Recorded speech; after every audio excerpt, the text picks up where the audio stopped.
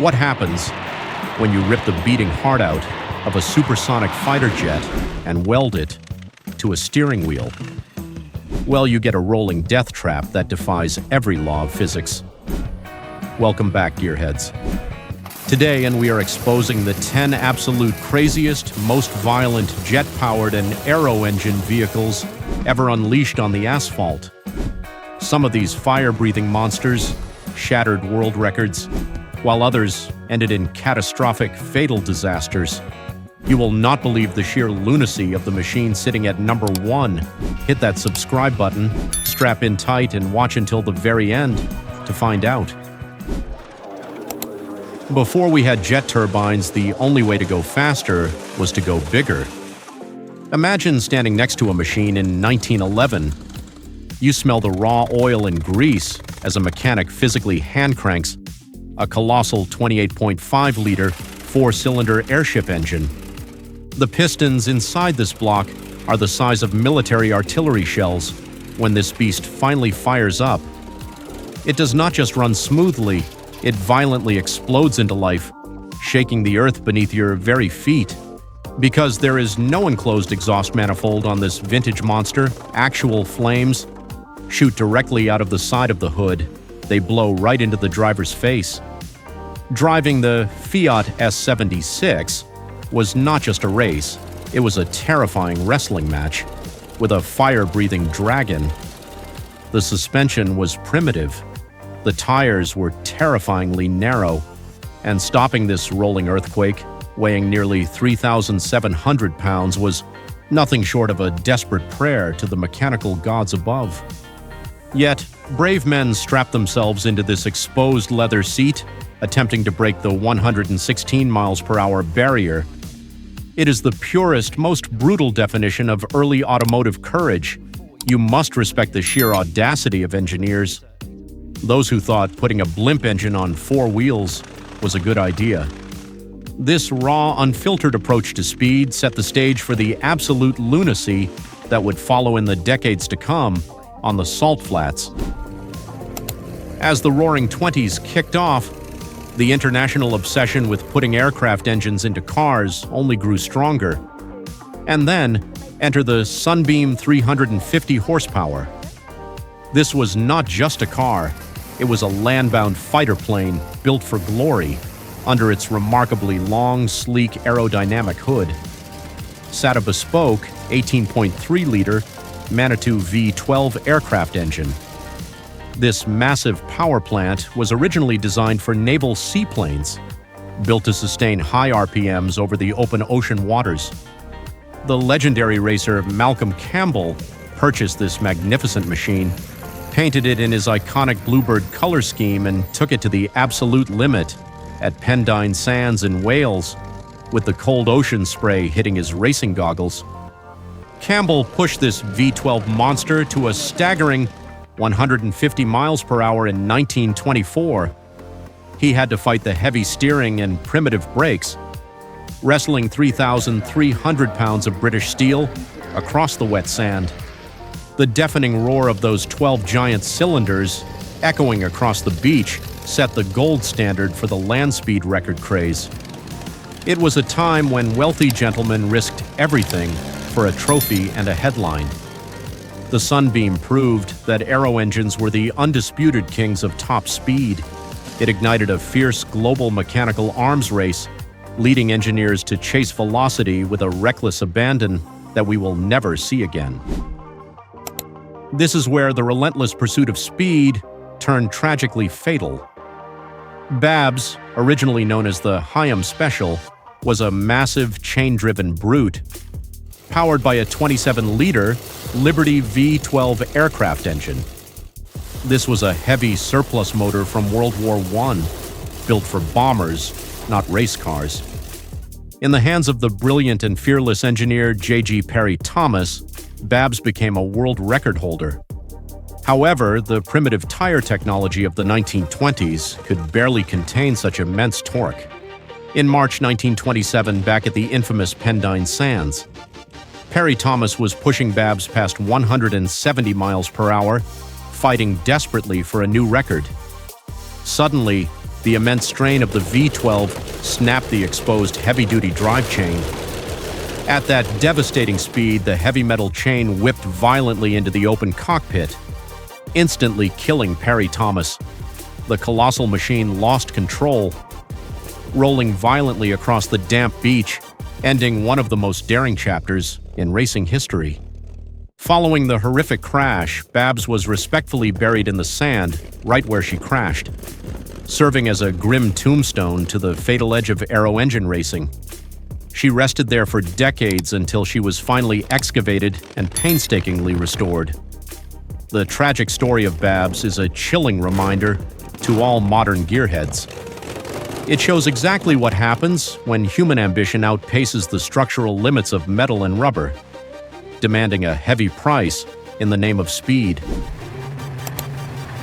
If you wanted to dominate the notoriously bumpy and banked concrete curves of the legendary Brooklyn circuit in the 1930s, you needed something truly extraordinary.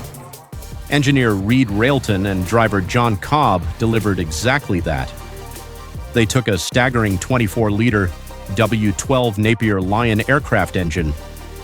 This motor was an absolute masterpiece of British aviation engineering. They boldly shoehorned this massive aviation power plant into a custom-built heavy-duty race chassis, creating a machine that looked incredibly intimidating, standing still. Unlike previous aero-engined cars that only drove in a straight line, this beast was designed to turn. The Napier Railton produced around 580 horsepower, a mind-bending figure for 1933, weighing in at over 4,500 pounds. It required immense physical strength to pilot. Watching this silver leviathan roar around the treacherous banking of Brooklands, with all three banks of its W12 engines screaming in mechanical harmony, was a terrifying yet beautiful sight to behold. The sheer capability of this machine is undeniable. It set the ultimate all-time lap record at the Brooklyn circuit, reaching an average speed of 143.4 miles per hour. This historic record will remain unbroken forever, as the famous track is no longer in use today. The Napier Railton stands as the ultimate testament to the mad scientists of the pre-war era. Guys who solved the problem of drag-by, simply adding an overwhelming amount of thrust. Now, let us jump forward to the late 1960s. The heavy piston aero engines were fading out and the jet age had arrived. But the Howmet TX tried something completely radical for sports car racing. Instead of a traditional American V8, this sleek racing car was powered by a Continental gas turbine engine, a power plant originally designed for a lightweight military helicopter. It was a bold attempt to bring the smooth, high-revving power of aviation into endurance track racing. Here's a question for all you hardcore engineers in the comments. Do you think gas turbines were the lost future of Le Mans racing, or just an overly complicated technical mistake? Let me know below. The Howmet TX actually won a few official races, proving that the wild concept worked. It had no conventional gearbox and no heavy water radiator, which saved massive amounts of weight. The car weighed an astonishingly light 1,450 pounds. However, the fatal flaw was the dreaded throttle lag. The time it took for the turbine to spool up when the driver hit the gas made it incredibly difficult to drive out of tight, slow corners. Drivers had to accelerate even before they reached the apex. Ultimately, the turbine experiment was abandoned for more reliable piston engines. Still, the Howmet TX remains a beautiful whistling experiment that history almost forgot, proving that racers will try absolutely anything to win. While the Howmet was tackling winding sports car tracks, legendary designer Colin Chapman and his team at Lotus brought turbine power to the Indianapolis 500. Let us clear up a common myth right now for the purists. The Lotus 56 did not shoot flames out the back to push the car forward like a fighter jet. Instead, it used a Pratt & Whitney gas turbine engine to mechanically drive all four wheels through an advanced all-wheel drive system. It was a true masterpiece of American and British engineering. The turbine ran incredibly smooth, producing a distinct, eerie vacuum cleaner hiss instead of a traditional V8 rumble. Combined with a revolutionary wedge-shaped aerodynamic body, the Lotus 56 absolutely dominated the month of May at Indy. Driver Joe Leonard put it on the pole position and was leading the race comfortably. It looked like the internal combustion engine was about to become completely obsolete at the famous Brickyard track. But heartbreak struck with just 9 laps to go. A cheap $2 fuel pump shaft broke, shutting down the mighty turbine instantly. Despite the loss, the car was so incredibly fast and so radically different that the rulemakers panicked. They quickly implemented strict restrictions that effectively banned turbine cars from competing, killing the gas turbine dream at Indy forever. It remains one of the greatest what-if stories in the history of American motorsport and extreme vehicle engineering. Now, we enter the dangerous realm of pure, unadulterated jet thrust. The Vampire dragster does not drive its wheels using a transmission. It uses a Rolls-Royce Orpheus turbojet engine to literally blow the car down the asphalt track. Producing roughly 5,000 pounds of thrust, it currently holds the British land speed record at an eye-watering 300.3 miles per hour. It is basically a metal tube strapped to a bomb, designed for absolute devastation in a straight line. But to American audiences, this specific jet car is infamous for one terrifying reason: Top Gear. In September 2006, television presenter Richard Hammond was piloting the Vampire for a high-speed segment. While traveling at an unbelievable 288 miles per hour, the right front tire violently blew out. The dragster immediately dug into the dirt, rolling over and over in a horrific high-speed crash. That nearly cost Hammond his life on national television. Hammond miraculously survived, but the Vampire was completely destroyed.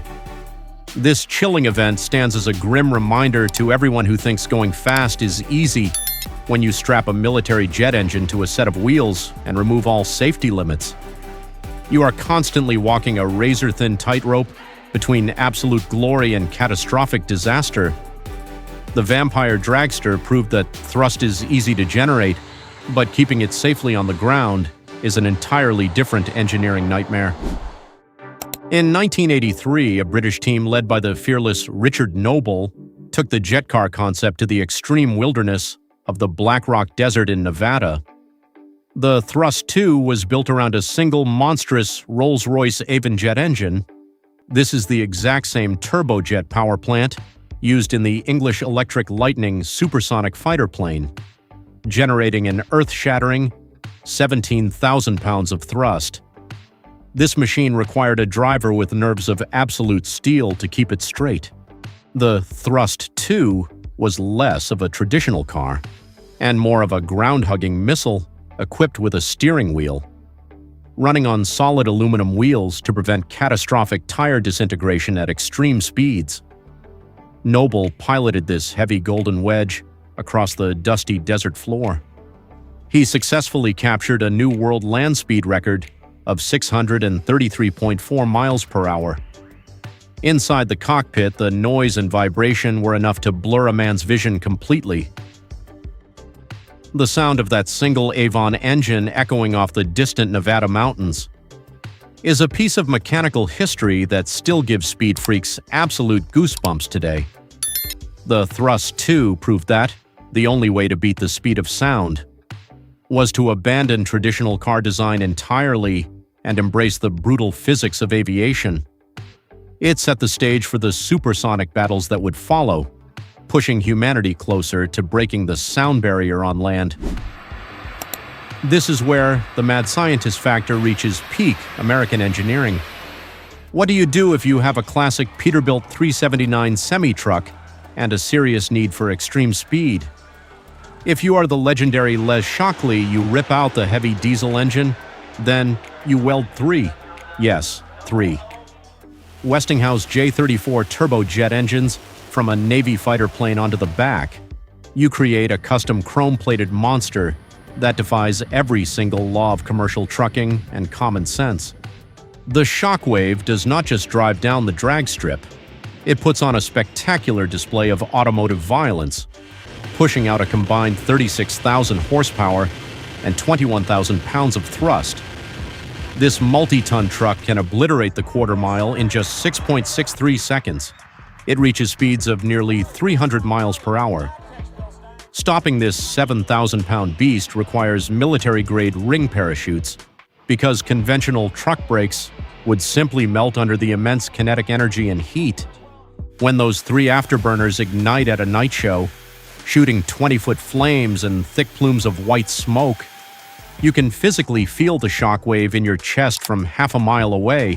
It consumes 400 gallons of jet fuel in a single run. The Shockwave jet truck is the ultimate expression of extreme, unregulated mechanical joy.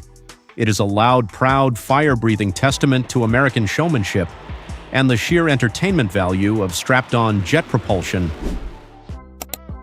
We have arrived at the ultimate pinnacle of speed. The Bloodhound Land Speed Record project is not a car. It is a supersonic fighter jet designed to remain tied to the Earth. To push past the 1,000-mile-per-hour barrier, internal combustion is useless. Standard jet engines alone are not enough. The Bloodhound uses a Eurofighter Typhoon jet engine just to get this heavy machine rolling up to 300 miles per hour. Before, the real absolute madness actually begins. Once at speed, a bespoke hybrid rocket motor ignites, blasting this machine forward. It produces a total thrust equivalent to an unbelievable 135,000 horsepower. To put that catastrophic level of power into perspective, for you heavy machinery guys out there, that is the equivalent pulling power of over 600 heavy-duty John Deere 8020 tractors bolted together and running at full throttle.